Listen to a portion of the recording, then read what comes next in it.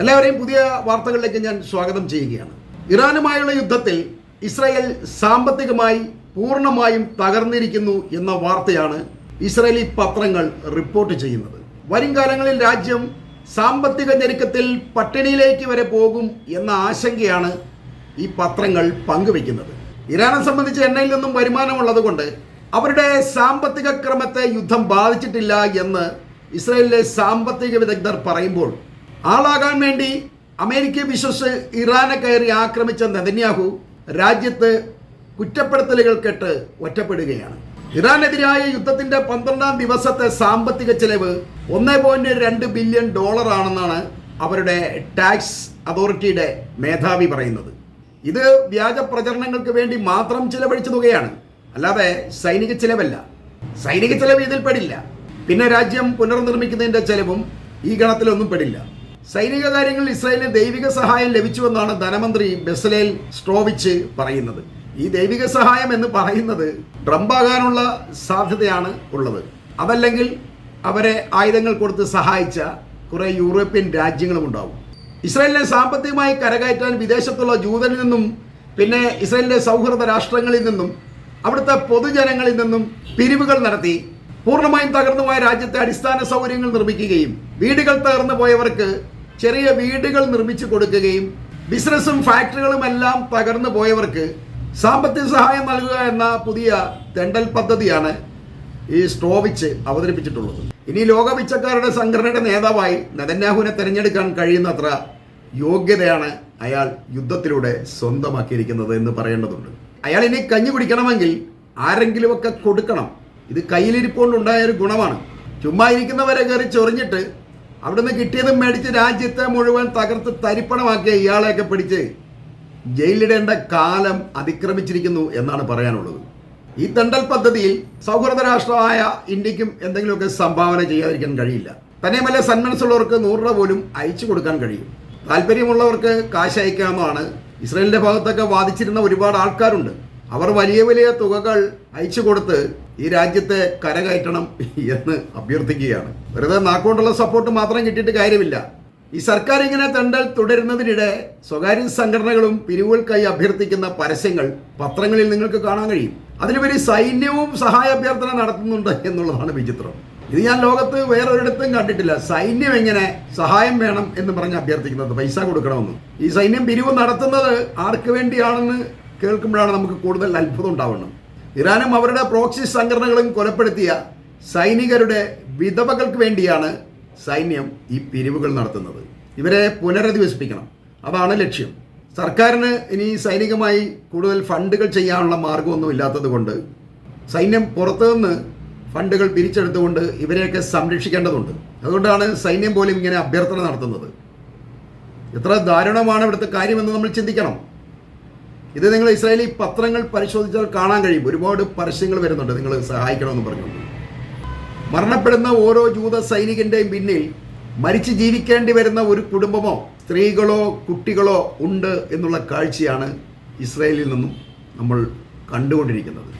Ideas widow and orphans organisation എന്ന ഒരു സംഘടനയാണ് ഈ സൈനികരുടെ കുടുംബങ്ങൾക്ക് വേണ്ടി പിരിവ് നടത്തുന്നത്. ജൂതർ ഒരിക്കലും തെണ്ടേണ്ടി വരില്ല എന്നാണ് ആ രാജ്യത്തെ ജനങ്ങളും സർക്കാരും ഇക്കാലം അത്രയും ധരിച്ചു വെച്ചിരുന്നത്.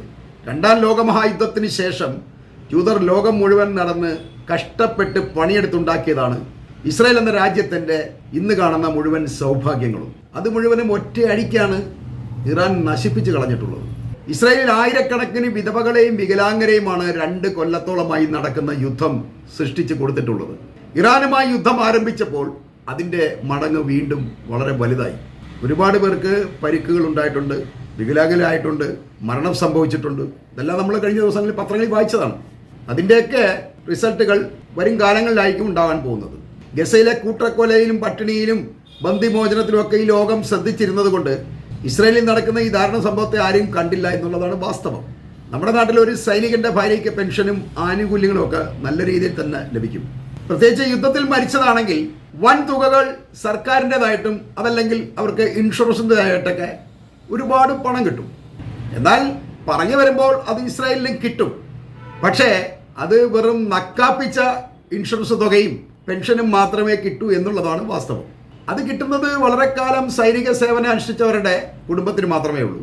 രാജ്യത്ത് നിർബന്ധിത സൈനിക സേവനം ഉള്ളത് കൊണ്ട് 3 കൊല്ലമൊക്കെ ഈ സേവനം അനുഷ്ഠിക്കുന്നവരുടെ ഭാര്യമാർക്ക് ഇത് കിട്ടില്ല. അഥവാ ഈ പോകുന്നവൻ യുദ്ധത്തിൽ മരിച്ചാൽ ഇവൻ്റെ ശവമടക്കാനുള്ള സംസ്കാര ചെലവുകൾ സർക്കാർ കുറച്ച് കൊടുക്കും. അതല്ലാതെ 10 പൈസ പിന്നീട് സർക്കാരിൽ നിന്ന് അവർക്ക് കിട്ടില്ല. ഇവരൊക്കെ ടെമ്പററി ജോലിക്കാരെ പോലെയാണ്. സർക്കാരിൻ്റെ ആനുകൂല്യങ്ങളൊന്നും കിട്ടില്ല. അതുകൊണ്ട് തന്നെ ഈ വിധവകളുടെ അവസ്ഥ വളരെ പരിതാപകരമാണ്. എല്ലാവരും ജോലി ചെയ്താണല്ലോ ജീവിക്കുന്നത്.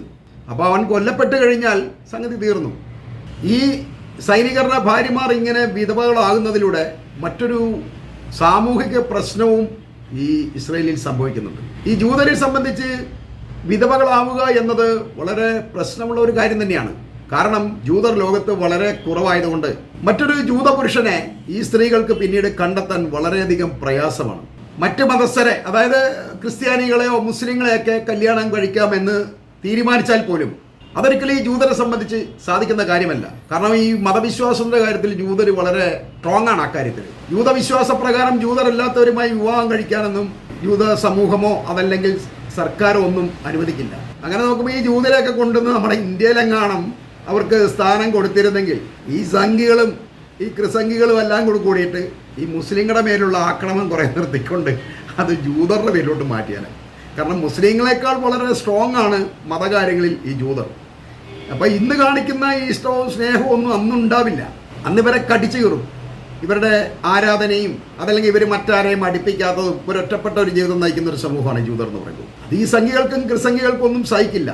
പിന്നെ അവരുടെ തൊപ്പിയും അവരുടെ വേഷവും അതല്ലെങ്കിൽ അവരുടെ ഈ ഗ്രന്ഥത്തെയൊക്കെ കളിയാക്കിക്കൊണ്ടോ അല്ലെങ്കിൽ വളരെ വൈരാഗ്യത്തോടെ ആയിരിക്കും അതിനെതിരായിട്ട് പ്രതിഷേധം പ്രകടിപ്പിക്കുന്നത്. അപ്പോൾ മുസ്ലിങ്ങളെ കുറെ വിട്ടുകൊണ്ട് ജൂതരുടെ മേലെയാവും അത് തിരിക്കുക.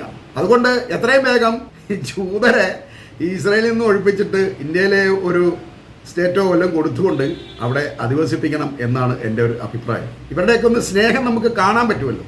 ഈ ജൂതരോട് ഇത്രയും നാളും ഇവർ പ്രകടിപ്പിച്ച ഒരു സ്നേഹമുണ്ടല്ലോ. യുദ്ധത്തിലും ഒക്കെ അല്ലെങ്കിൽ ഈ ഗസയിലൊക്കെ കൂട്ടക്കൊല ചെയ്യുമ്പോൾ ഇവന്മാർ കാണിച്ച ക്രൂരതയൊക്കെ വളരെയധികം അഭിനന്ദിച്ച്, അതായത് ദൈവത്തിൻ്റെ സ്വന്തം ആൾക്കാരാണ്, അല്ലെ ദൈവത്തിൻ്റെ നാട്ടിലുള്ളവരാണ്, സ്വർഗരാജ്യം അവരുടെ അടുത്തോട്ടാണ് വരാൻ പോകുന്നത് എന്നൊക്കെ വിശ്വസിച്ചിരിക്കുന്ന കുറേ മണ്ടന്മാരിവിടെയുണ്ട്. അവരുടെയൊക്കെ തനി ഗുണം നമുക്ക് അറിയാൻ കഴിഞ്ഞാൽ ഇവരെ സ്നേഹിക്കുകയോ അതോ അവന്മാരെ തെറി വിളിക്കുക, ചവിട്ടി തൂക്കുകയോ അവന്മാരുടെ സ്വത്തുക്കൾ പിടിച്ചെടുക്കാൻ ശ്രമിക്കുകയോ അതല്ലെങ്കിൽ അവരുടെ സിനഗോഗുകൾ പൊളിക്കുന്നതൊക്കെ നമുക്ക് കാണാൻ കഴിഞ്ഞാൽ. അപ്പം ഇവന്മാർ മുസ്ലിങ്ങളെക്കാൾ സ്ട്രോങ് ആണ് മതകാര്യങ്ങളിൽ. അപ്പം സ്വന്തം മതകാര്യങ്ങളിൽ സ്ട്രിക്റ്റ് അല്ലാത്തവർക്ക് മറ്റുള്ളവരക്കാര്യം ചെയ്യുമ്പോൾ വളരെയധികം മാനസിക വിഷമം തോന്നും, വൈരാഗ്യം ഉണ്ടാവും, അല്ലെങ്കിൽ സ്വന്തമായ ഒരു മതിപ്പില്ലായ്മ അനുഭവപ്പെടും. അതുകൊണ്ടാണ് അവർ ഈ മുസ്ലിങ്ങളോട് ഏറ്റവും കൂടുതൽ പ്രതിഷേധം പ്രകടിപ്പിക്കുന്നത്, അതല്ലെങ്കിൽ അവരുടെ പ്രവാചകനെയും അവരുടെ ദൈവത്തെയൊക്കെ ആക്ഷേപിക്കാൻ ശ്രമിക്കുന്നത്. അല്ലാത്തവരാരും ചെയ്യില്ല. ഇനി ജൂതർക്ക് മറ്റു മതസ്ഥരെ ആരെങ്കിലും കല്യാണം കഴിക്കണമെന്നുണ്ടെങ്കിൽ അവരെ ഈ ജൂതമതത്തിലോട്ട് കൺവെർട്ട് ചെയ്യേണ്ടി വരും. അപ്പോൾ ഇന്ത്യയിലാണെങ്കിൽ എന്തായിരുന്നു ലവ് ജിഹാദ് പോലെ ജൂത ജിഹാദ് എന്ന് പറഞ്ഞ് ഉമ്മാരെ അടിച്ചിറക്കൊണ്ട് നടന്നേനെ. യൂതമതത്തിലേക്ക് മതം മാറ്റം നടക്കുന്നു, അതുകൊണ്ട് ഉമ്മാരെ നശിപ്പിക്കണം എന്ന് പറയുന്ന വേളം തുടങ്ങും. അപ്പോൾ ഈ ലവ് ജിഹാദൊക്കെ പോയിട്ട് ജൂത ജിഹാദായി മാറും. ഇതിൽ ഏറ്റവും രസം ട്രംപിൻ്റെ മരുമകൻ ജാരഡ് കുഷ്ണർ ഒരു ജൂതനാണെന്ന് എല്ലാവർക്കും അറിയാവുന്ന കാര്യമാണ്. എന്നാൽ ഇയാളെ വിവാഹം കഴിക്കാൻ വേണ്ടി ട്രംപിൻ്റെ മകൾ ഇവാങ്കയ്ക്ക് ജൂതമതം സ്വീകരിക്കേണ്ടി വന്നു എന്നുള്ളതാണ്. അപ്പോൾ ട്രംപിൻ്റെ മകൾക്ക് പോലും രക്ഷയില്ല.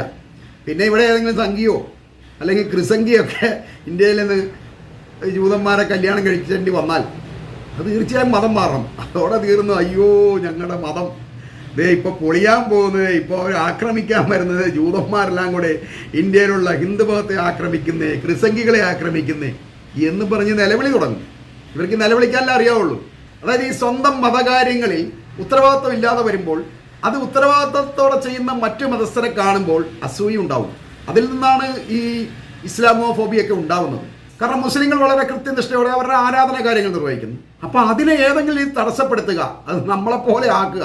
അതായത് പണ്ട് എൻ്റെ ഉമ്മയൊക്കെ പറഞ്ഞ് കേട്ടിട്ടുണ്ട്, എങ്ങളെപ്പോൾ അവരെയും ആക്കണമേ ഭഗവാനെ എന്നൊരു പ്രാർത്ഥന ഇങ്ങനെ നടത്തുന്നതായിട്ട്. അതായത് നമ്മൾ ദാരിദ്ര്യത്തിൽ കഷ്ടപ്പെട്ടാണ് കഴിയുന്നത്, അതുപോലെ തന്നെ അയലോക്കത്തുള്ളവരെയും ഇതുപോലെ ആക്കണേ എന്ന് പ്രാർത്ഥന. അല്ല നമ്മളെ രക്ഷപ്പെടുത്തണമെന്നല്ല, ഇതുപോലെ അവരെ ആക്കണമെന്നാണ്. എന്ന് പറഞ്ഞ പോലെ ഈ സംഘികളിലേക്ക് ക്രിസംഘികളുടെ കാര്യം അവരവരുടെ ആരാധനയെ അത് സ്ട്രോങ് ആക്കുക, അല്ല സ്ട്രിക്റ്റ് ആക്കുക, അതിലേക്ക് അടിയുറച്ച് നിൽക്കുക എന്നല്ലാതെ മറ്റുള്ളവർ അങ്ങനെ ചെയ്യുമ്പോൾ അവരെ ഏതെങ്കിലും ഇതിൽ തടസ്സപ്പെടുത്താനും അവരോട് വൈരാഗ്യത്തോടെ പെരുമാറാനാണ് ഇവർ ശ്രമിക്കുന്നത്. അത് വളരെ മോശമായ ഒരു പ്രവണതയാണ്. ഇന്ത്യയിൽ അതാണ് സംഭവിച്ചിരിക്കുന്നത്. അത് രാജ്യത്ത് പ്രശ്നങ്ങൾ ഉണ്ടാക്കി രാജ്യത്തെ നശിപ്പിക്കുക എന്നുള്ള ഒരു ലക്ഷ്യമാണ് അതിൻ്റെ പിന്നിലുള്ളത്. അതിലൂടെ രാഷ്ട്രീയം വളരുന്നുണ്ടല്ലോ.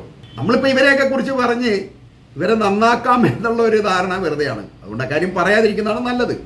സമ്പന്നർക്ക് പോലും സ്വന്തം മതത്തിൽ നിന്ന് വിവാഹം കഴിക്കാൻ ബുദ്ധിമുട്ടുള്ള ഒരു രാജ്യത്ത് ഈ ഒരു സാധാരണക്കാരനായ സൈനികൻ്റെ ഭാര്യ വിധവയായി കഴിയേണ്ടി വരിക എന്നുള്ളത് സ്വാഭാവികമാണ്. അതിന് ഏത് പ്രായമായെങ്കിലും ഇങ്ങനെ തന്നെയാണ് കേട്ടോ. നമുക്കൊരു 10, 40, 50 വയസ്സൊക്കെ നമുക്കതിൽ കുഴപ്പമില്ലെന്ന് പറയാം. പക്ഷേ 20 വയസ്സും 25 വയസ്സുമുള്ള പെൺകുട്ടികളാണ് വിധവയാവുന്നതെങ്കിൽ അവരെന്ത് ചെയ്യും? ചിലപ്പോൾ 1-2 കുട്ടികളും കാണും. എന്ത് ചെയ്യാൻ പറ്റും?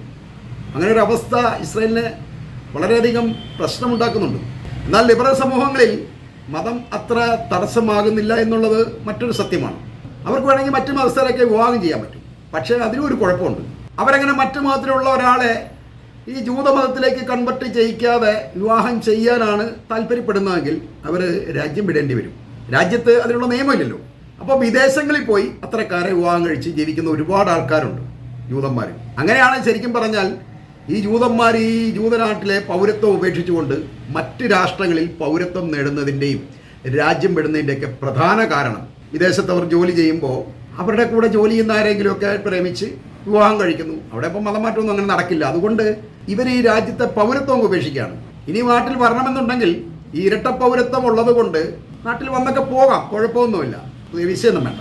പക്ഷേ ഇവിടെ ഈ ഒരു നിലയിൽ സ്ഥിരം തുടരാൻ കഴിയില്ല. ഒരു ക്രിസ്ത്യാനിയോ അല്ലെങ്കിൽ മുസ്ലിമായ ഒരു ഭർത്താവുമായിട്ട് ഒരു ജൂത സ്ത്രീക്ക് ഒരിക്കലും ഇസ്രായേലിൽ ജീവിക്കാൻ കഴിയില്ല. അങ്ങനെ ഒരു പ്രശ്നമുണ്ട്. അത് മതം അവരെ അനുവദിക്കില്ല. അപ്പോൾ നമ്മുടെ നാട്ടിലും അങ്ങനെയുണ്ട്. മുസ്ലിങ്ങൾക്കിടയിൽ ആ ഒരു പ്രശ്നമുണ്ട് കേട്ടോ.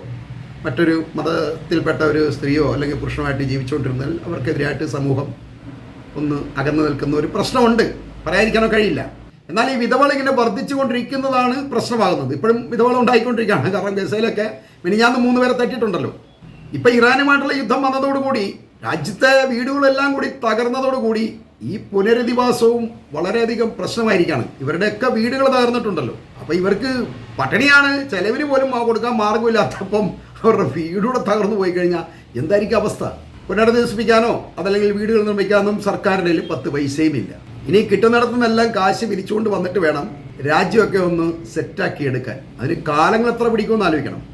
സമ്പന്നരെന്ന് തോന്നിപ്പിക്കുന്ന പ്രകടനങ്ങൾ കാഴ്ചവെച്ചുകൊണ്ട് ലോകത്തിന് മുന്നിൽ കയ്യൂക്കും യുദ്ധവും പകയുമായി നടന്ന ഇസ്രായേൽ എന്ന ഭീകര രാജ്യത്തെ അധോഗതിയാക്കിയ ഇറാനും അവരുടെ പ്രോക്സി സംഘടനകളും നഷ്ടപരിഹാരം നൽകണമെന്നാണ് അമേരിക്കയും ഇസ്രായേലും ഇപ്പോൾ ഇന്റർനാഷണൽ കോടതിയിൽ കേസ് കൊടുത്തിരിക്കുന്നത് എന്നുള്ളതാണ് രസം. ഇതവർ കുറേ നാളായി കേസ് കൊടുത്തിട്ട് കേട്ടോ.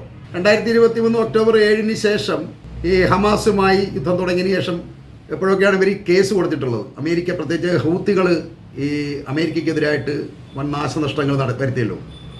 അപ്പോൾ അതിനൊക്കെ ശേഷം ഇവർ ഇന്റർനാഷണൽ കോടതിയിൽ അമേരിക്ക കേസ് കൊടുത്തിരിക്കുകയാണ്. ഇറാൻ ഇതിൻ്റെ എല്ലാം നഷ്ടപരിഹാരം നൽകണം. കാരണം എന്താ, ഈ പ്രോക്സി സംഘടനകൾ ഇറാൻ്റെതാണല്ലോ. ഇത് കേൾക്കുമ്പോൾ നമുക്ക് അത്ഭുതമായിട്ട് തോന്നും. ഈ കേസ് കൊടുക്കുക എന്ന് പറഞ്ഞാൽ കഴിയാന്നതിൻ്റെ അർത്ഥം.